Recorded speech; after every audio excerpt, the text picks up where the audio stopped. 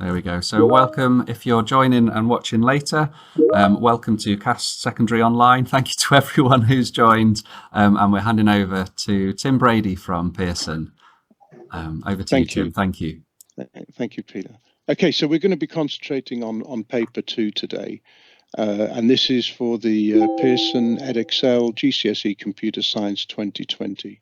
This qualification is a 2-paper qualification. Paper 2 is the on-screen examination, and it's paper 2 that we're going to be looking at today. And we're very careful to say on-screen and not online, and you'll see why later. Every time I talk to anyone, I like to just remind them of the 4 pillars of this qualification, which are these documents, which give teachers a very safe and secure knowledge of exactly what is in the specification, exactly what scope every spec point has, exactly what part of the language, the programming language, which is Python, that you need to cover in order for the students to get every mark, and in the Good Programming Practice Guide, why it's not a GCSE in Python, but a GCSE in Computer Science. So those 4 very key documents. Let's talk about paper 2. So on the left-hand side of the screen, I thought there were some very common questions that I get. Is it online?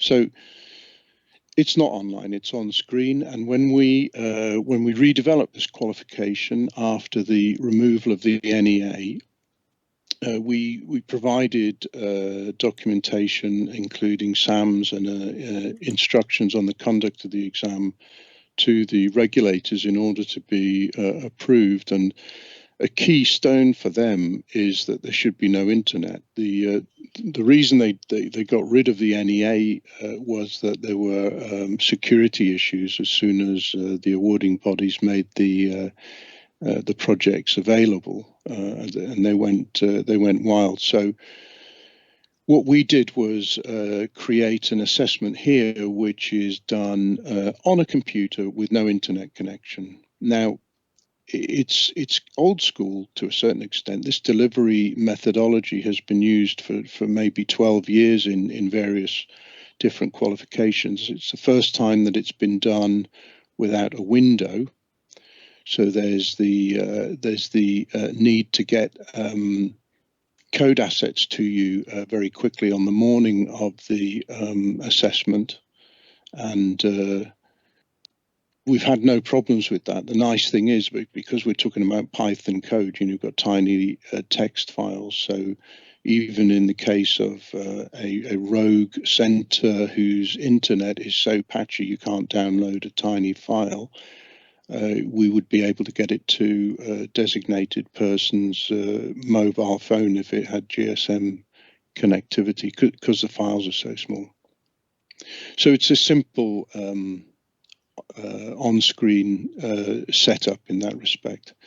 Are there any installs to be done? So from our point of view, no, you don't need to install anything, certainly no Pearson software.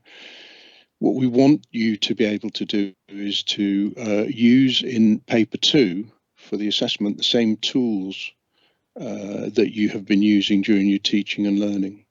So we'll talk more about that later, but you should be able to have student exam profiles with the IDE of choice installed there. And in some cases, I know some ambitious teachers allow students to use a number of different IDEs for paper 2. So there is some work to be done by the centre to make sure that the right software and folders and right permissions are set up in the exam profiles.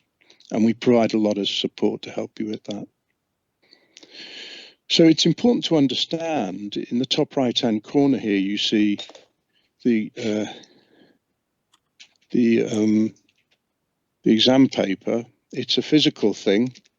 It's sent by post along with an insert booklet of the PLS. So the actual question papers are physical and go on the desk beside the student.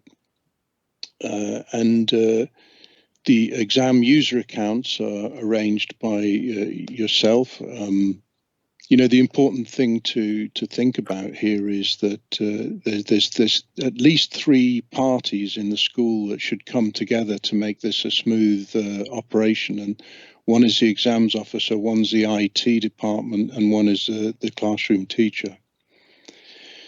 So we publish the digital assets in files that you drop these into the exam accounts. Now, these files, you see 117 KB is the zip file that's made available. It's gold padlocked. The significance of the gold padlock is it's only the exams officer in your center who can download these from the website. And then we have instructions for the exams officer about who they can be sent to and how and why and how they stay secure. It's a 2-hour exam, and then at the end of that, you send the work to us digitally. So everything that your students do, you send to us. In terms of administrative support, we've got the ICE, instructions for the conduct of the examination. They're all found under the forms and administration part of the website. We'll send you this PDF, I guess, after. So the ICE gets reviewed every year, because as we learn, as things come up, we can fine-tune the ICE so that the instructions are really clear. We've also got a document there about the learner work transfer, which is the portal that you use at the end of the exam to upload the digital assets. We've got checklists for the ICT, the IT technician, the exams officer, and an invigilator. And we've got a nice guide there for Chromebook schools, because the whole idea that the right way to ensure security in the assessment being to pull out the network cable, needs to be thought through a little bit more carefully in a world that's becoming more and more cloud served for both applications and infrastructure. So yes, we've had in the 2 live sessions that our paper 2 has been running. We do have Chrome schools who have undertaken the assessment without any problems. I mean, it was some effort, because their IDE was Replit, and that's what they wanted to use in the assessment. And Replit has collaboration tools which needed to be nixed. So in that guidance for Chrome schools, there's information about I think it's a plugin that a teacher developed so that we could run that assessment using a Chromebook securely. So what does this physical question paper look like? Well, it's got a front page, which is probably worth a quick scan. What's the must-haves is that you need a computer, a place to save the file, and you will have a physical printed PLS, or the students will, on their desk, but there will also be a digital version of the PLS provided to them. So whatever way they've practiced in mocks that they feel more comfortable with is the way that they can proceed in the exam. Now, like if they've been using a PLS in the classroom and have one really nicely marked up, they won't be able to take that into the exam. It will be a clean PLS. So the digital one seems to be the more liked, popular, because you can Control F and search and scan around the PDF on the screen. Answer all questions, save your work, no internet. 75 marks. Every question shows the marks for the question and a recommended time. And then advice, read each question. So if we look at the data file, you can see, I think this is the summer 2023 data file, 117 KB, so it really is small.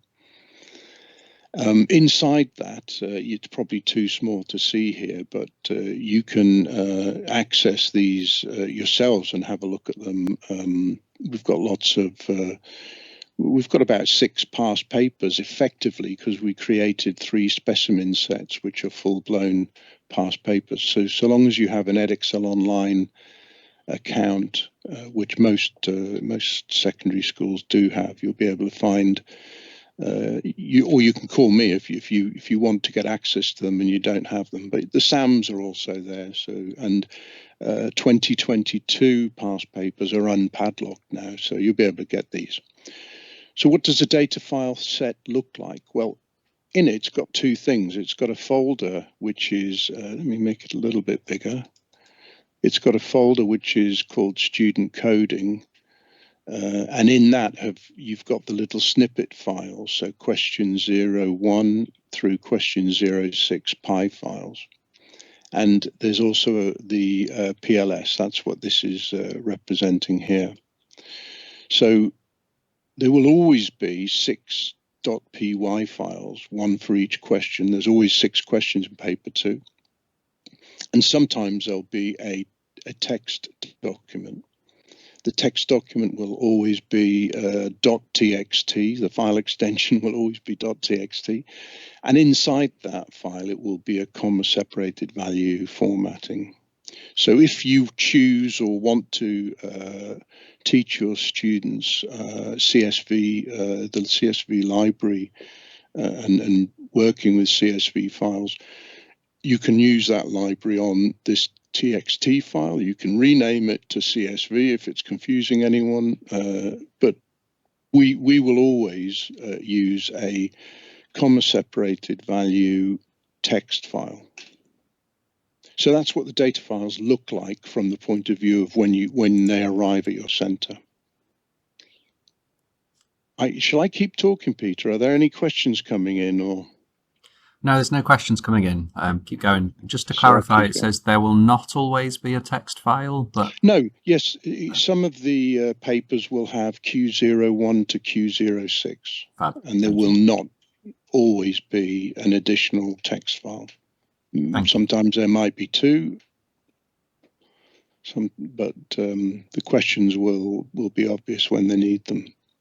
So if we carry on, if we look at a question, so I'm dealing with summer 2023 paper 2, just because it was the most recent live paper.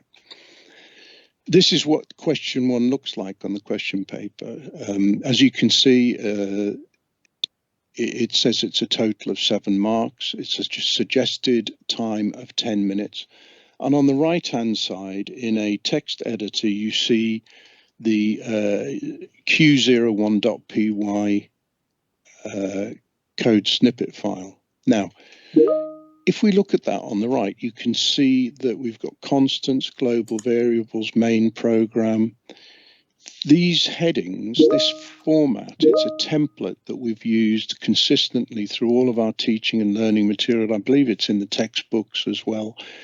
And it's also in our the activities and the activity solutions in the scheme of work, which is quite a comprehensive package to help with delivery of the teaching.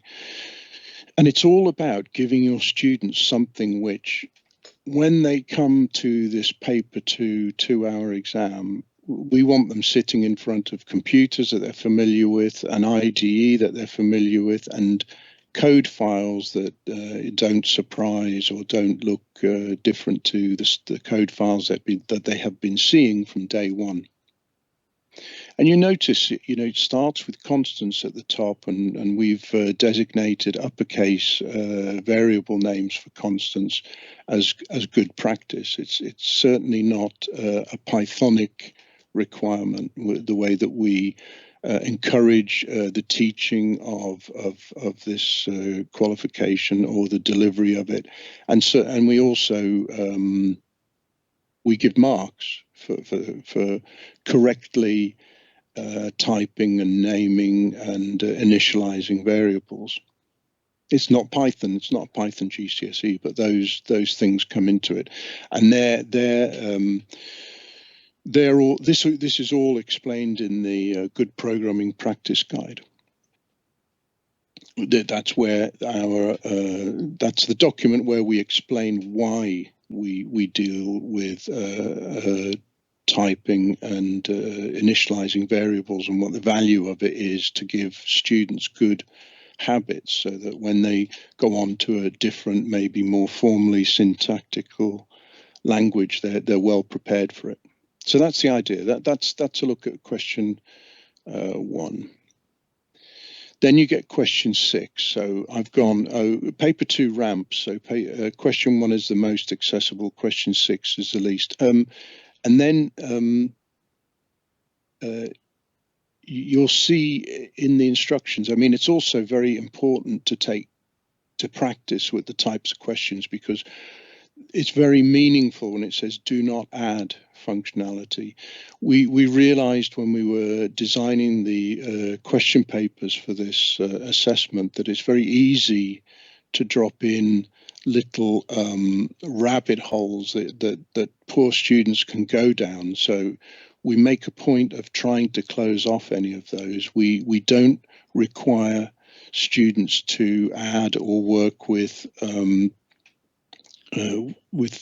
verification, input verification, unless we tell them to. And if we do, we'll tell them exactly what verification we want and no more, just to scope it. Because and it's really worth getting used to the way that the questions are designed. We try to make it as clear as possible in the question paper. We try not to have too much preamble. And then we also scaffold, it's also worth practicing with the seed code files, because this particular question 1, there's a type of question where all of the answers are down here. They're going to be captured in a comment form.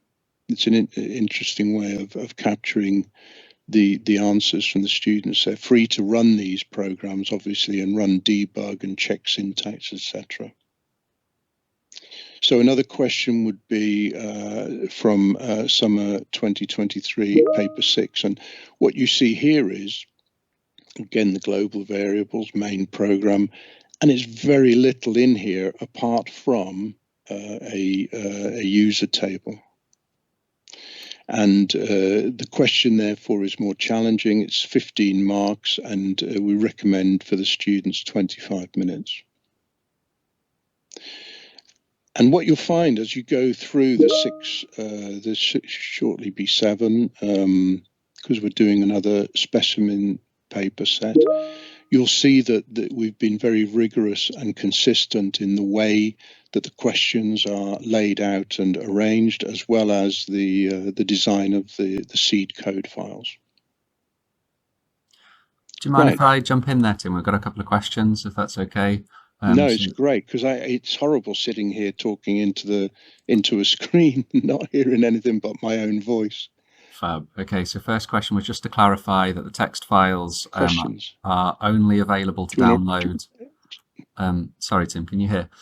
The first question was that the Python files and the text files are only available to download by the exams officer on the day of the exam. The morning, right? the morning of the afternoon exam. Yeah. Yeah, thank you. Second question was, where can we get questions from? You mentioned Edexcel Online and a couple of, we've had 2 cohorts through, haven't we? Practice questions. Yeah, practice questions, exam style questions. Could you talk us through how many papers are available? Yeah, there's 6 and there's soon to be 7. I'll show you where they are. Fab. We've got, let me just drag in my qualifications page. Bear with me while I get to. I don't bookmark anything, because I like when our confusing website ends up challenging teachers, I want to be able to find it. So I never bookmark them, so forgive the clicking. But anyway, so here, so of course there's the SAMs. So there's one set of sample assessment materials. So paper 1, paper 2, and paper 2 code files. So that's got the answers as well, hasn't it? Yeah. Well, we've got the answers. Yeah. That's 1. Then there's the exam. So there's a past paper for June 23 and the past paper for June 22. That's 3. And then in teaching and learning, we've got 3 sets of specimen. So that's 6 complete sets. There's a 4th set coming, so that will be 7 sets of materials. And then next year there'll be the June 24 will be up there next year. If you look at this, the silver padlocks here stay for 12 months. So if you want to use like last year's past paper for a mock, they're only protected. The silver padlock, by the way, it's not particularly secure. It just means that you need to be a teacher to get it, right? So you can manage the release of this to students. You can somewhat trust, like unless they have friends in another school and a friendly teacher or something, that they can't have seen what you're going to be using for mocks. But the silver padlocks disappear after 12 months. That's why June 22 is not padlocked. The SAMs are not permitted to be padlocked, so they have to be open. So there's 3, and then the teaching and learning materials. What we've done with the specimen sets is we've kept them silver padlocked. We want that these can be used for really good mock experiences in school and blind in terms of students being able to get it. And then in the past training content, you've got all of the questions, you've got videos and scripts for training. So you've got a commentary from the examiner of all of these. See the silver padlocks come again here for the specimen set 1, 2, and 3. So there's lots of resource there for you to look at and familiarize yourself and see that, yeah, you can trust that this mechanism and the structure is going to be consistent and no surprises. Up here then in the exemplar exam material, you've got a complete set of training packs with example answers and examiner commentary. So what we found is that adopters, people that have been with us now for the 2 years of the assessment, get very, very close when they do their marks for mocks, and then they send them to us and ask us to mark and then see how close they are. They're very, very, very close. So we've got quite a good consistent set of mark schemes. Thanks, Tim. So lots of sorry. Sorry, it was, thank you. There's another question. If we could have a look back at the question 1, the one where we have to put the name of a constant and some line numbers. There was a question relating to if students put some extra white space above the codes and that changes the line numbers, would they get the credit for that? Oh, absolutely. Yeah. So the line numbers are used in some of the questions to prompt students where to look. And a student can, as you say, they could go in there and insert lines, and then all the line numbers are not reliable again. So that is a potential area of confusion. But anything that a student does that gets the correct outcome will be given marks, and that includes using constructs that are outside of the scope of the PLS. If you happen to have a class of Turins that you wanted to get all object orientated and using classes, then they can use that.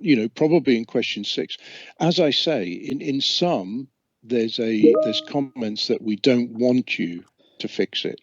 We want you to work with what we've given you and do it. But in question 6, you could certainly present to us an object orientated solution that you would get all the marks for.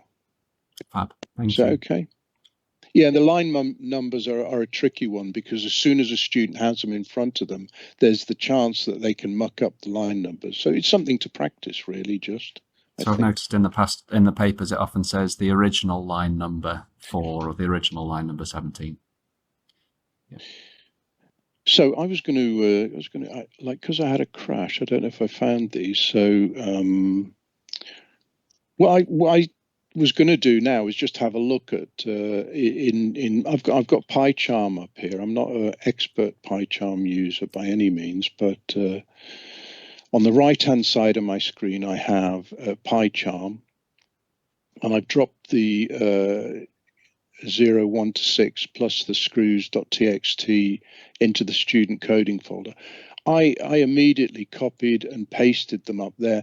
Now, in our ICE, we talk about this should be student coding and this should be completed coding. The thing is, if you feel strongly that the student coding folder should be read-only or called something different, we absolutely have no problem with you doing that.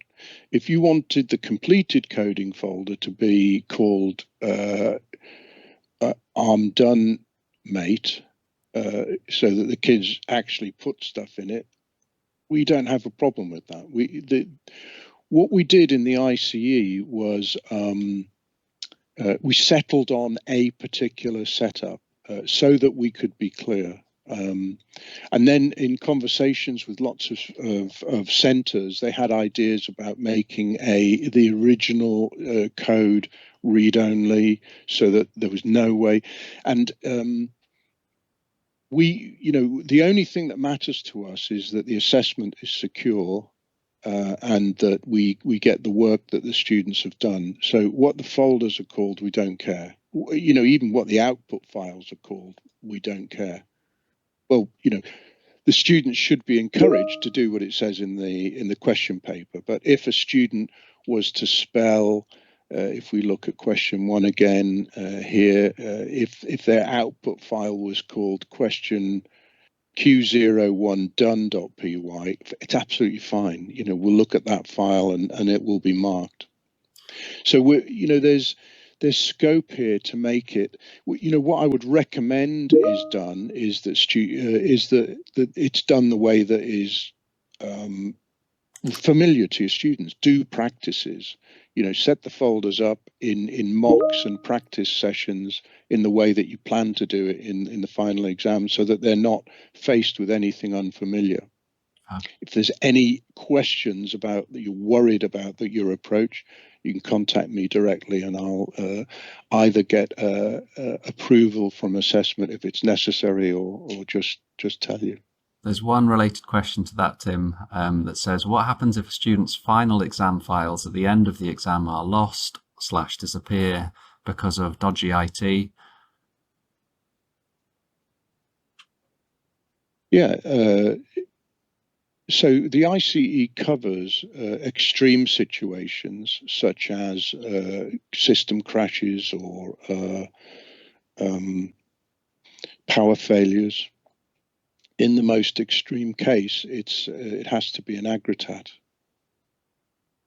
I'm not familiar with that word. Sorry, Tim. An aggregat. What does that mean? It's exams officers will know what this is. I certainly don't. I mean, what a ridiculous word. I can't even spell it. It's a process by which, if a student's, so it's a standard process for exams officers. If a student is coming in to do his final maths exam or something, and he's hit by a bus and can't make the exam, you submit a process asking for an aggregat, and the awarding organisation calculates a mark and ultimately a grade for the student. Okay, fab. Thank you. So what I was going to do, I mean, if we have a look at question 2 here, and let's have a look at it.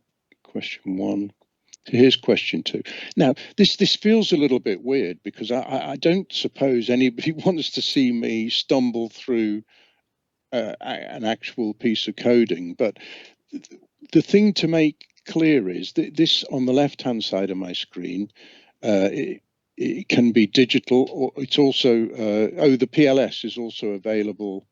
I didn't get it loaded actually because of the crash. Let me just quickly open that. So I'll get the PLS in there as well. And these are the things that the students will have at their fingertips. So the question paper won't be digital; it will be on their desk. But this is to try and show people. So come up to this first thing on question 2. It gives a suggested time. There's no. It's just to try and help frame the question for the students so that they don't spend half an hour on this. Would be a good idea. So fix the syntax error on the original line 4, random. So we've got this here. So you could immediately think, well, the student could go on to here and do Control F.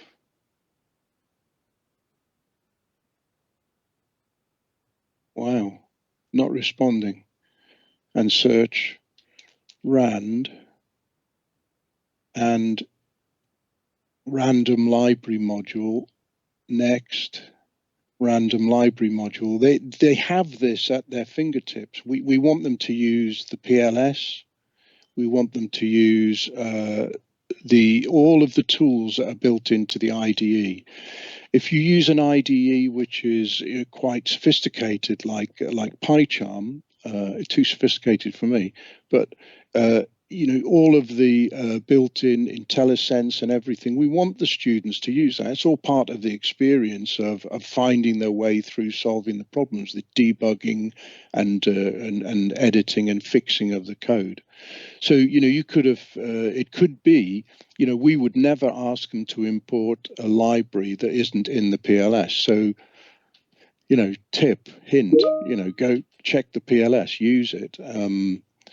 So that's the first one that they can fix. Let me be random, and then we don't want them to remember the syntax. So we've got .randit.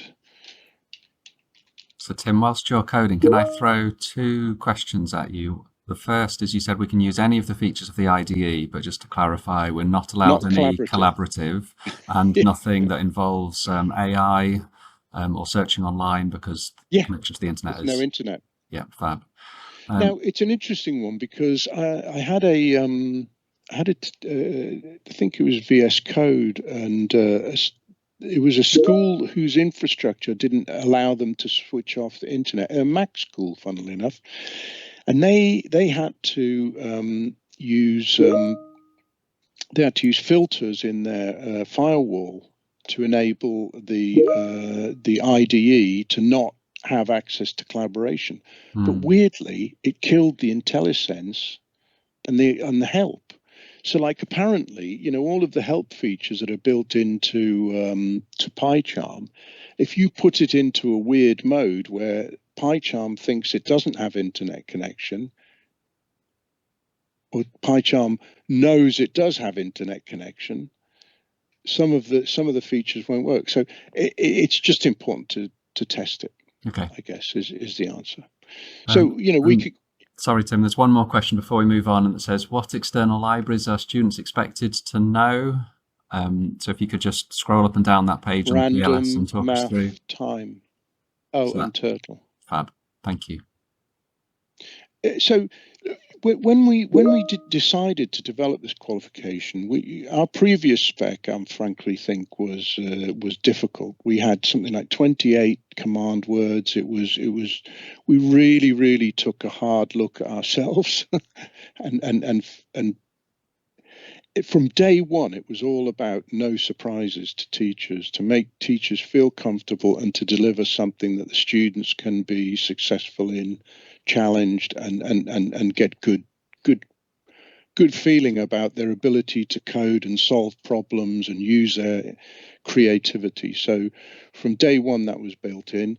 And it was very quickly that we realized that it was important to scope what parts of the programming language we were going to use. And our commitment is that we would never put a question in a paper 2 that needed anything outside of the PLS to solve it. So that was, thank you for that question. Now, I mean, I could go on here. Now, I was thinking as well. If a student got in a quandary here, they could also do this. They could go and delete it and start again, right? There's delete. Okay, it goes away, and you can do copy and paste. And you've got your, you've got your question 2 again, clean like the way it was started. So this kind of setup, I mean,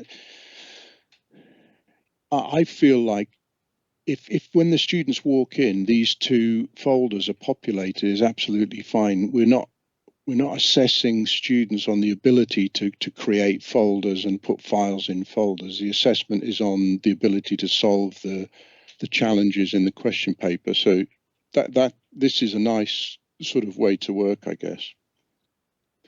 So the other thing, of course, from minute 1, they can be and are encouraged to run and get errors. Look, the classic. So fix that by using the run random dot. So what is it called? What is it again? Randint 04. So this is how we want students to work. We want them to try it, push it through, fix it, debug it. I mean, you don't want to sit here and watch me do this, I guess.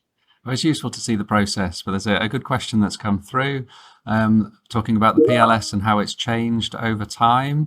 I think we're on version 5 at the moment. Is there a new version every year? Could you talk us through how it's developed and changed? Really interesting question. So when we were designing the qualification, we were conscious that Python 3 might fundamentally change in some way. So we needed a vehicle to capture that.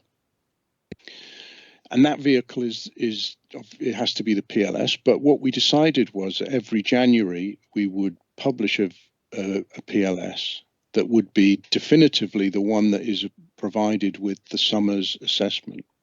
Now it's at version 5.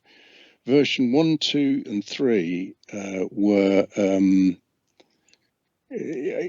iterations from typesetting where they didn't understand that a full stop randomly between 2 words was a good thing.